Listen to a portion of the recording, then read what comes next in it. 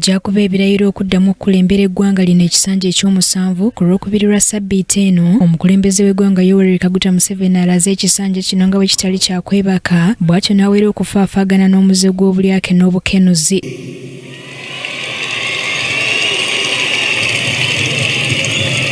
You heard the prayers.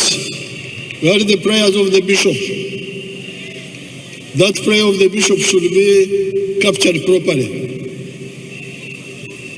Okusaba kwa bishop kukolemedde ababbi.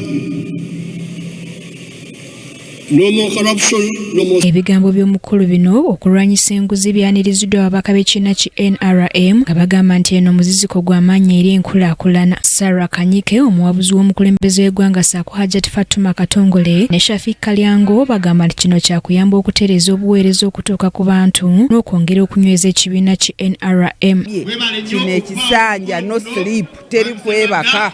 Tulina okulaba nga tulwanyisa obwavu, tulina okulaba nga tukola ebintu bannange abalondeddwa bakubira omulanga nti baweereza abantu beetaaga saavisi.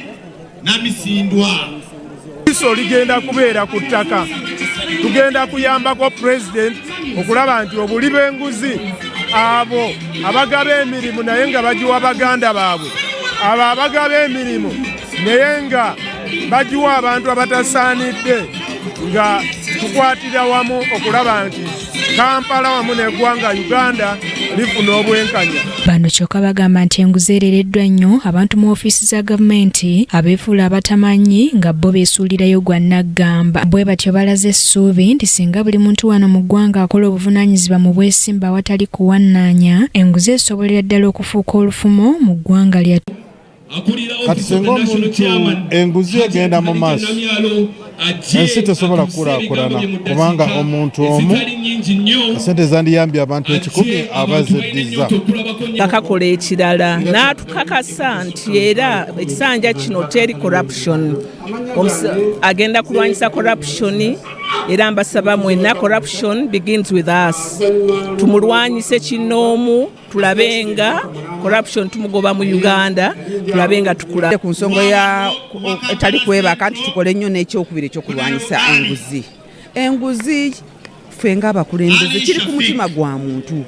Buli muntu yeekube mu mutima akirabe nti enguzi etuzizaamuko emabega. N'olwekyo ng'abakulembeze abalondeddwa naffe abakulembeze abatalondeddwa naye nga tuli mu ofiisi tulina okulaba nga tulwanyisa ekigambo kye bayita enguzi, Uganda ajja kweyongera okugenda mu maaso. Wabula bo ab'oludda oluvuganya gavumenti bano babakuba kakule ng'era abadde akulira oludda oluvuganya gavumenti mu Parliament Joel Ssennyonyi agamba nti gavumenti teraba ngeri yonna gy'esobola kulwanyisaamu nguzi.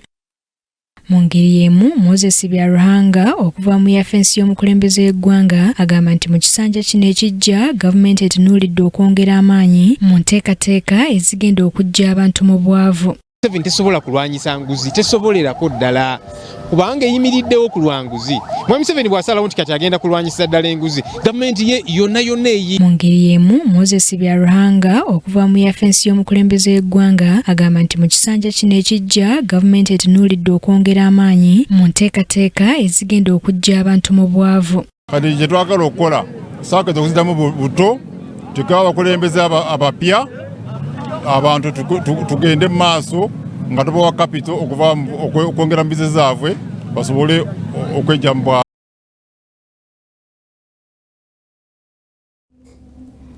Eyo nga tuvuddeyo ne tugendako e Ssembabule, abakulembeze ba gavumenti ez'ebitundu